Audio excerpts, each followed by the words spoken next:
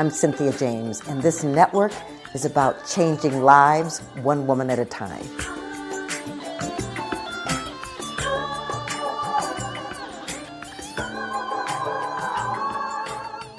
Hello and welcome to Women Awakening. I am your host, Cynthia James, and I get the honor of introducing you to incredible women that inspire me. They're change makers. They're heart-centric, they're open, they're truth tellers. They are people that have said, I am going to go for my dreams. And so I get to introduce them to you so that you understand that they're just examples. And so I want to introduce you to someone that has inspired me, and I'll tell you a little bit about how I met her. But her name is Misty Tripoli.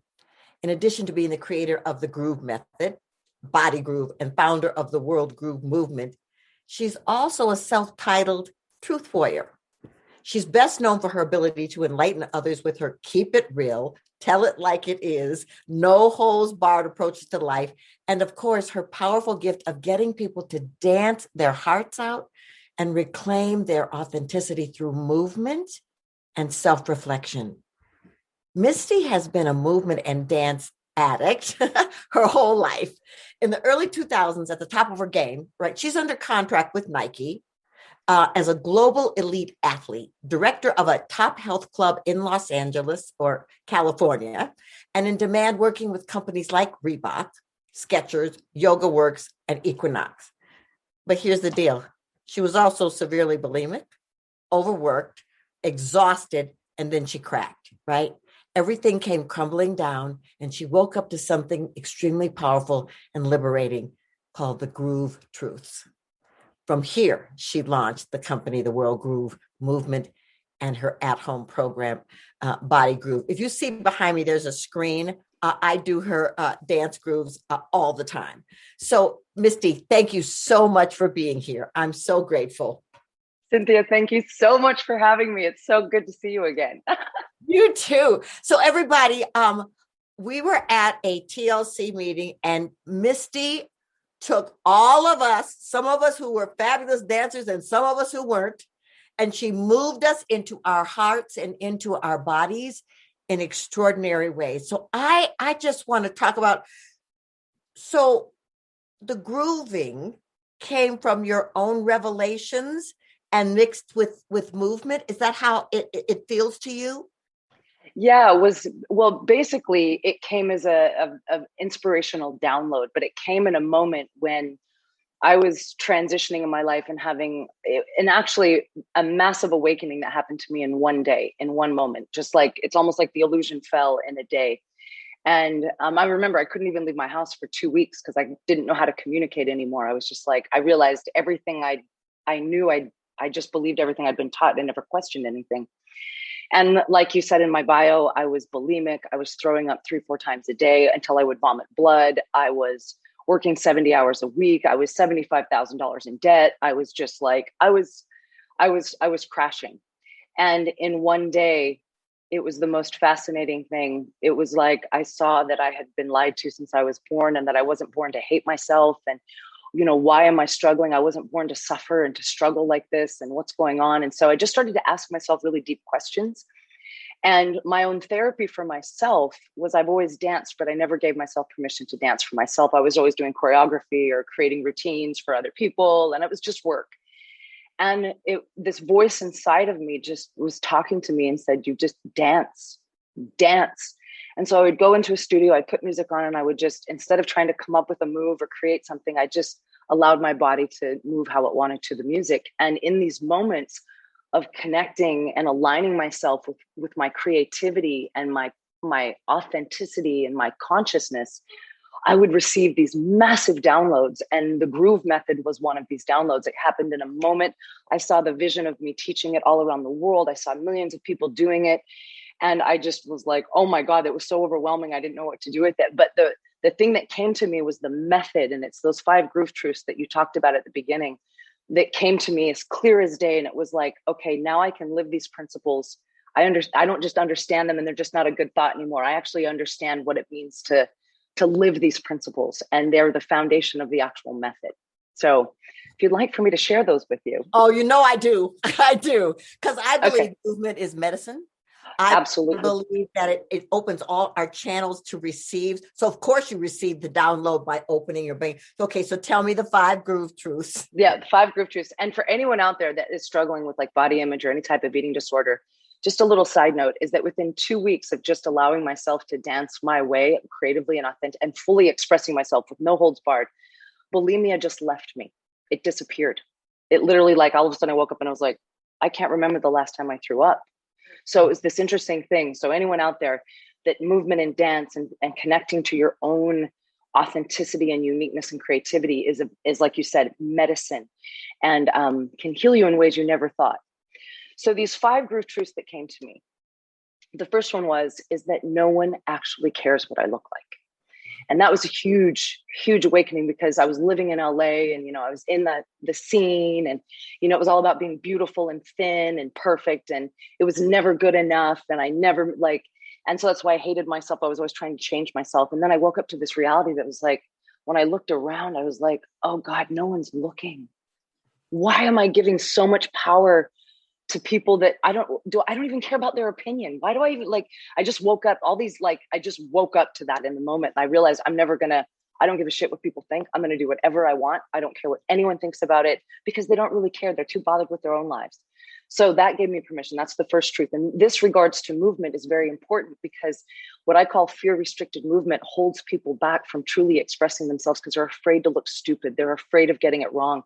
And that's why dance, some people are afraid of it because they don't think they're good at it. And I believe everybody's good at it when you do it your way, right? When you just let it be. Yeah, I didn't mean to interrupt you, but No. when you look at your videos and you see the people in the videos, all different types, all different colors, male, female, and everybody moving their way.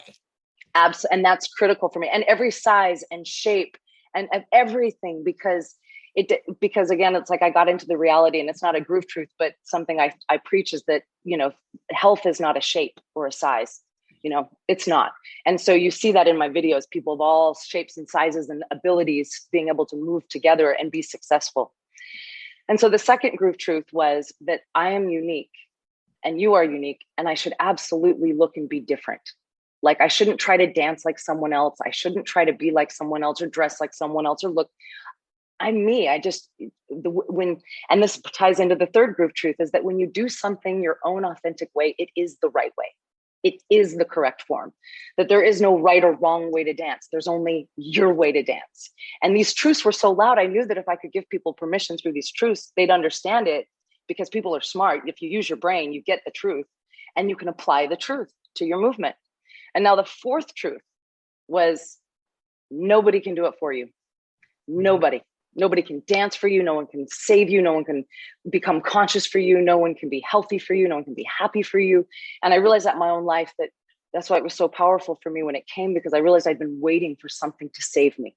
I was waiting for the man to come and, love me the way I dreamt of being loved, instead of learning how to love myself first. And all of these things just became really loud. But in movement, it was the same. No one's going to dance for you. No one's going to express themselves for you. No one's going to have fun in your meat suit for you. They're just not going to do it. That's your job. And then the last truth is that all those 4 things are just really good ideas until you practice, that you really don't know anything until you put it into practice. And so the dance floor, the groove dance floor and groove experience, is your opportunity to put these simple truths instantaneously, very quickly into practice, and prove to yourself and flex that muscle of your own authenticity and your own, uniqueness. And it's powerfully simple. It's so stupidly simple, but you see, because you've done it before, it's no complicated choreography. It's just simple moves that give you the ability to do it your own way, and to really tune into your own body and your own personal way of moving. Absolutely. And, I was telling Misty before we started that, I turn on the videos, I get up from my desk between clients, and I groove. I just move my body. And I want to say, I love these 5 truths that, that no one cares about how you look, that you're unique, that, you can do it in whatever way you do, it's the right way. And that nobody can do it for you. But the practice part is enormous. So as you started to build your business, you get this download, and this is really important, because there's people who are listening that want to build their businesses. They have a dream. They have a desire, but did you know how to start a business or did? Honey, I was $75,000 in debt working 70 hours a week.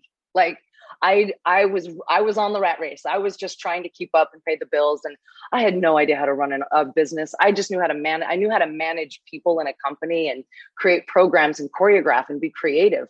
But running a business, no. And that was one of the things, and I know a lot of people have this, is that vision I had was so huge when I saw this method and what I was supposed to give the world and what my dharma was and what my path was supposed to be. Because I don't ask God for things. I command. And my commanding is, you built me to dance. This is what I have to do. I don't want to do anything else. So you better freaking show me exactly what that looks like and make it so freaking obvious that there's no doubt in my mind that this is exactly what I'm supposed to do. That's how I talk to God. I love God, but that's how I command, because I need clarity. I need direction. I don't need just like, oh, is that it? Oh, is that? No. And so when this happened, it became so clear. And I remember the moment the vision came, I said, oh, really? I'm just one person. How's this possible? I see millions of people in my mind doing this. And the voice inside of me said, trust, just have faith, and it will take care of you the rest of your life. And I just knew it, and I've just followed it. And it's been fascinating from that moment. Like, I quit my job. I didn't know what I was going to do. I claimed bankruptcy. And within 2 weeks, that's when Nike found me. And Nike found me and was like, we want to sign you into a contract. Because I was like, I was about to get kicked out of my apartment. I didn't know what I was going to do. And it was just the Nike thing opened the doors. They put me on stages all around the world. And I was able to build my audience and my demographic and get my mailing list going. And then those people that I was in first touch with, they all asked if they could be trained and how to teach it. And so then my teacher training program started, and it just started to evolve. And now I've got a team of master trainers. I've got 10 master trainers. The Groove is in 49 countries. I have teachers teaching it in 49 different countries now.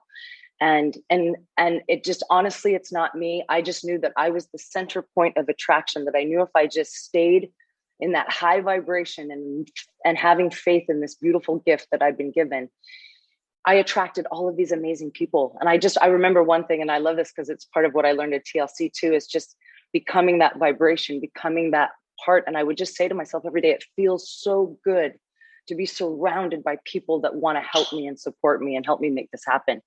And so it just blew up from there. Well, I love that. And okay, you call it command. I call it claim it. It's really like, I need this now, and it's got to be tangible. Show me how to do it. And so I love that you did that. And I love that you listened to that inner voice, because that is something that people question. Their minds get in there. And so they're intuitive, knowing they don't listen. So I want to ask you, so you travel all around the world, and you live in another country right now, right? Yeah. Moved to Mexico 12 years ago. Yeah. And okay, why'd you pick Mexico, and how does it feed your soul? Oh, that's a great question, because I love it here. Well, it was fascinating because I'd been traveling the world for about 10 years and about 5 years at that time, and just by myself. And I'd been to so many places. I'd circled the globe 5 times. And I decided to start doing retreats because my participants were asking for gatherings. And so I started to go, I want to do one in Tulum, Mexico. Let me go check that out. And so the year before that, I had met someone in Mexico dancing. I was dancing on the beach, and they saw me and were attracted to me. And we started talking, and we fell in love. And he's from Mexico. So, and he's a diver. And we came here to look for retreat centers. And the moment I came to this spot, something shifted inside of me. And it was a moment of a belongingness that I'd never felt in my whole life. And I was like, oh my God, my soul belongs here. Like, I cry every time I get on a plane to leave. Like, it is my home. It was crazy. The first time I came here, I never left. I came and I just was like, this is where I belong. And the only time I left was I went home for 2 weeks to get rid of everything I owned to come back. And that's all it took. It took me 2 weeks. I literally just called my friends and my family. I said, come take everything. I don't want anything. I don't want to own anything. Get rid of all of it. And so I got rid of everything down to 2 suitcases and never looked back. And it was one of the best decisions of my life. I love that. Well, and that leads me to, I love that you danced on the beach and and your beloved dropped in. But I want to talk to you about, you know, how do you manage being a highly successful woman and have relationship and not lose yourself? That's such a great question, Cynthia. Okay, well, this is what happened to me. Part of my story is that person that I moved here with, like, love of my life. And I was just like, but I was traveling all of the time. I was almost never home. And so that it drew us apart, and I couldn't manage both at the same time. It didn't work. It didn't. I'd be gone for 2 months, home for a week, gone for 3 weeks, and he's like, I want my girlfriend here. I want you to be here. I need you here. And I understood that. But the problem is I couldn't. I was in the first parts of building my business, but I loved him so much that I lost myself. And the year after we broke up, I was still in a funk, and it was super hard. And then it dawned on me, that voice that talks to me, that it guides me in the right direction, said, do not enter another relationship until you have learned to love yourself the way you loved him. Because I would do anything for him. I just wanted to take care of every day. What do you need to be happy today? And I would serve his needs and whatever he wanted. And I just forgot about myself. Even though I was working, I would try and satisfy that overseas. Like, it just was crazy what I was trying to manage. And that moment was an aha. And I actually put a ring on my finger, and I decided to marry myself and take vows for myself that I would care for myself and I was single for 3 years and dated myself and just had the time of my life, learning to love myself and, put myself as the number one priority. And I chose that again, like the next relationship, I will not lose that. I come first, period. Above my business, above anything, my happiness, my peace of mind and heart and soul all come first before anything or anyone. Oh, okay. Okay, ladies, I hope you play this part over and over again, because love yourself, honor yourself, respect yourself, marry yourself. Everything else comes from that. Yep. And then it's easy. Yes. And then it's easy. And it's not like, oh, it's so easy, but things are so much more easy. Like, things are so, like, when you've managed yourself and you take care of yourself and you honor who you are. And any woman out there, and this was the thing, is because at the beginning, it was a very hard thing. Even though I'd had all these awakenings and all this great business, I wasn't taking care of myself or honoring myself. And I realized I didn't know how to love myself. And that's a problem that many of us have. We don't know what that looks like. So what I started to do was just, what does it look like to be kind to myself? Because I actually know what it looks like to be nice to myself. If I'm saying nice words, what would I do today? Like, what kind of foods would I eat if I was being kind to myself? What activities would I do today if I was being kind? So I could start with kind, and then kindness built into love, because I started to prove to myself that I can be nice to myself and I respect myself. And then the love builds. So if you're one like me and just saying, oh, love yourself, that's so easy. No, it's not. You have to develop practices, and you have to flex that muscle of I matter, and how I feel and what I want in life matters. Yeah, it's so important. When I wrote I Choose Me, I thought I was writing it for women, but I was really writing it for myself. It was like, do it for me, and then others can get it. So before I ask you my final question, because I always ask the same final question, but I want you to tell people how to find you, how to become a groover, how to get your product, because you have all kinds of specials and stuff that come and on Instagram. So how can they find you?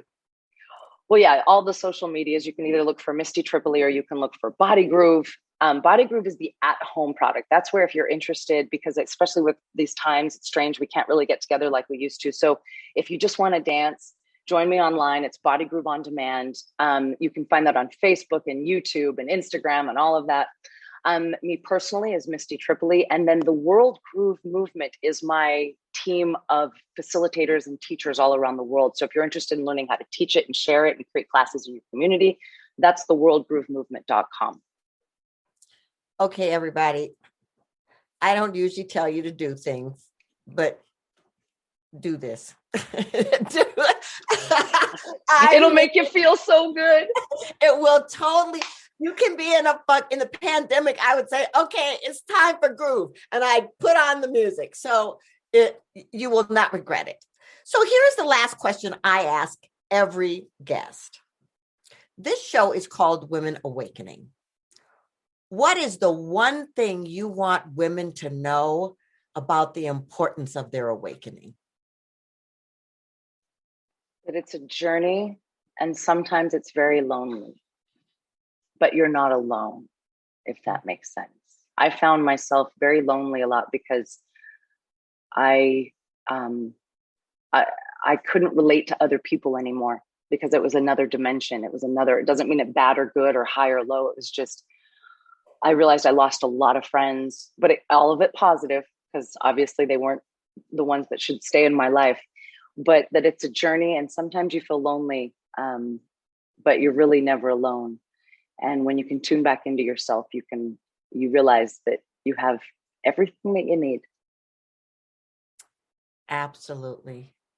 Well, Misty Tripoli, I am so honored to know you. I'm so honored to be a part of your tribe and to witness the gift that you bring to the planet, birthed out of your own awakening. So thank you so much for being here. It is my pleasure. Thank you so much for having me, Cynthia. You are awesome. Thanks for your work. Thank you. Okay, ladies, so we do these every week. You get to meet new women doing extraordinary things, and what I want to say to you is subscribe. We're on YouTube and Spotify and iTunes and all over the place. You can always find us. And I want to remind you of something. I love that Misty said you're unique. In fact, you're an original imprint. There's no one like you anywhere. So there's no one that can do what you came here to do the way you came here to do it. You're a masterpiece in the making. So make the best of your life. Take those leaps. Claim and demand from the universe to give you exactly what you deserve. I'm honored to be your host, and I will see you next time. Many blessings.